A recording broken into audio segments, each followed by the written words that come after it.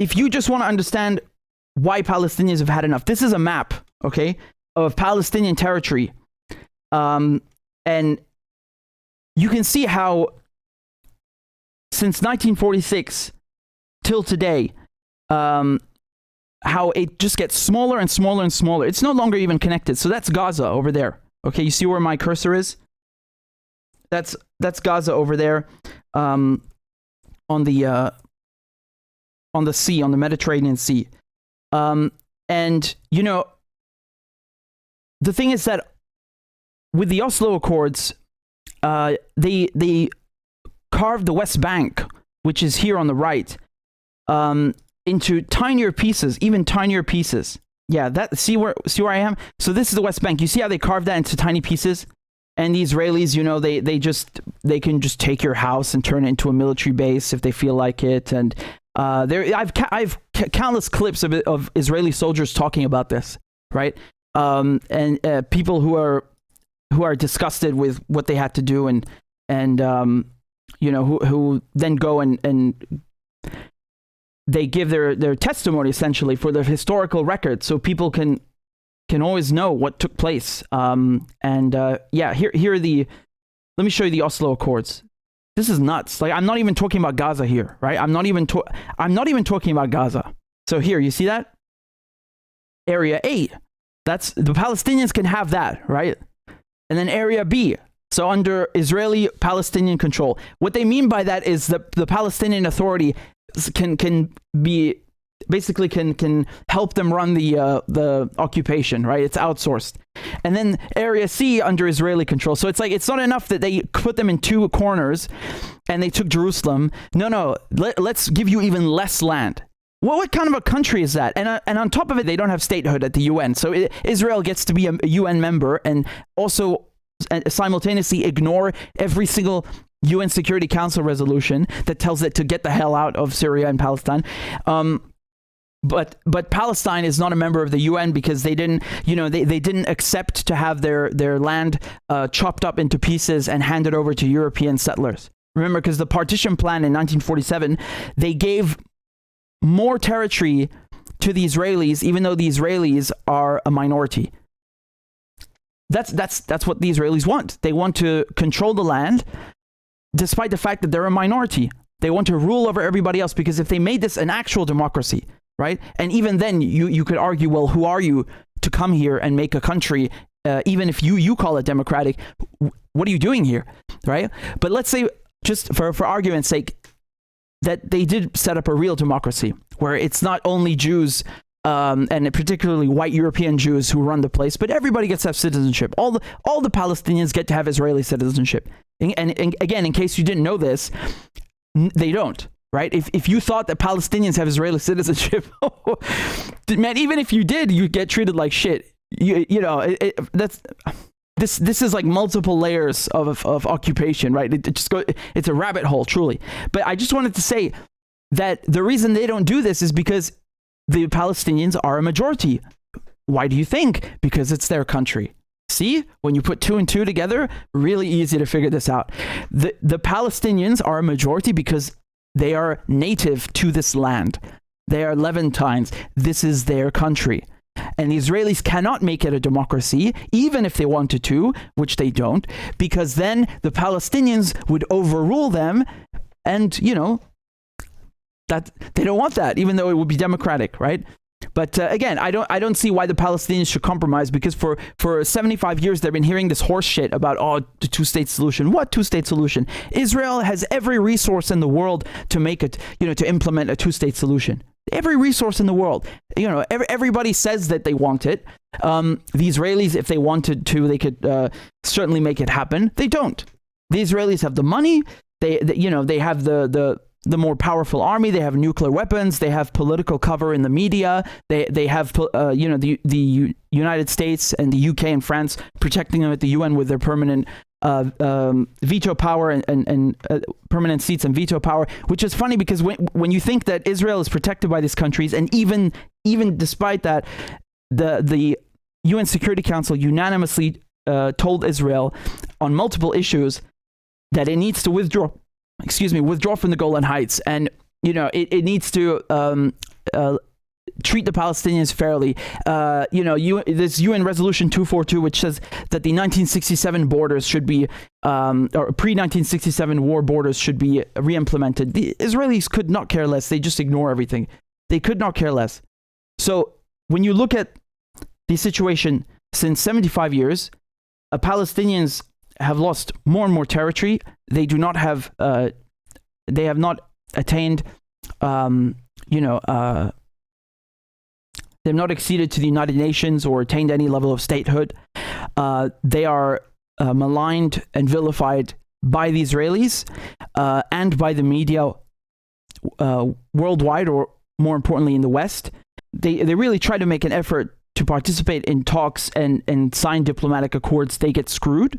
And actually, after this, so in the beginning of the 2000s, all the Arab countries, the entire Arab League, said that they will support, they will normalize ties with Israel, even though they don't want to, many of them, especially Syria, if the Israelis stop butchering the Palestinians and, they actually help the Palestinians, or how should I put this? They get out of the way and allow the Palestinians to have a statehood.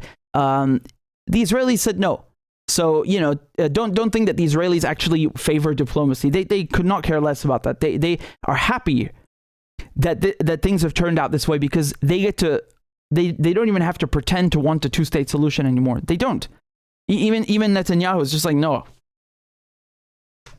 So don't expect the Palestinians to, just shut up and, they should just go and try diplomacy. They've tried. They have tried everything. They have literally tried everything. And everyone has tried everything to help them. And the Israelis always make sure that nothing succeeds.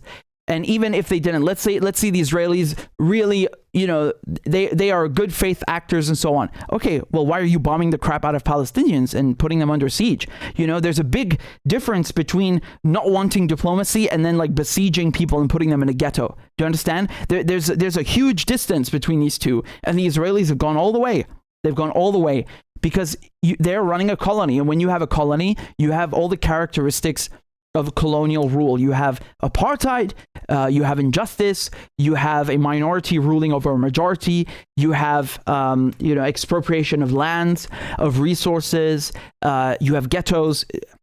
You cannot engage in diplomacy with a colony, okay, or rather with colonizers. And even worse, you cannot expect colonized people to just shut the fuck up and accept all of this and accept how the Israelis treat them, and then blame the Palestinians when they react to being put in a ghetto and being denied statehood and being denied human rights. This is insulting. This is really insulting. I don't know what's worse, honestly. I really don't. The Israelis saying this crap, or the rest of the world repeating it with them. I don't know what's worse.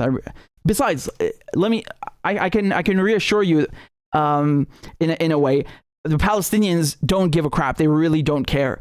They have had enough. There's nothing to lose at this point. They're not looking for PR, unlike the Israelis. They're not looking to be loved. They are not looking for, to be God's chosen people, right, quote unquote.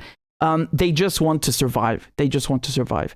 The Israelis, on the other hand, they have everything and more. They could easily go back to their countries, whether it's in Morocco or in Iraq next door, or in Ukraine. And remember, most of the political leadership in Israel, most of the elites are not Arab Jews. They're not black Jews from Ethiopia. They're white European Jews, specifically from the Russian Empire or Eastern Europe, Poland, Ukraine, Russia. If you look at the lists of Israeli prime ministers, every single Israeli prime minister, without exception, they're either born in Eastern Europe, or their parents were born in Eastern Europe, or their grandparents. They all came to Palestine, and it was called Palestine, and always has been, with the specific, the express intent of creating a Zionist state. That is it. And when you have a Zionist ethno-state, where, being Jewish puts you above other people, you cannot call this a democracy. You're either everybody's equal or you're not equal. You can't have, one or the other. You can't say that this is the Jewish state, which is also insulting for Jews, because many Jews don't like what the Israelis are doing. They didn't like it at the time Israel was created or before that, right? So, some of the biggest anti-Israel voices are Jews, right? Miko Peled is one of them, and his grandfather actually helped found Israel. So I can't think of a better example. And his father was a general in the '67 war, and he himself was in the Israeli Special Forces, and he is one of the loudest anti-Israel voices, right? So he is very, very, clear with his language. He doesn't mince words. He calls it out for what it is, and if you don't want to take my word for it, you can take his. I really, I can't think of a more potent example. Like, his grandfather literally helped found Israel. So if he is against it, what does that tell you? You don't have to believe what the Israelis are saying. You don't have to always believe the mainstream media. Guess what? They're wrong sometimes. Actually, a lot of the times. You cannot also blame the Palestinians for wanting to free their land. This is a very basic, common principle of any human rights charter. It's in the United Nations Charter. It's in the Geneva Convention that if you are occupied, you can fight to liberate your country in any way you like. The UN General Assembly even underscored this and said this includes armed struggle. That means with weapons, right? No one wanted it to get to this situation. It's the Israelis who came and used weapons. When they did the Nakba in 1948, they wiped out entire villages. They wiped them out.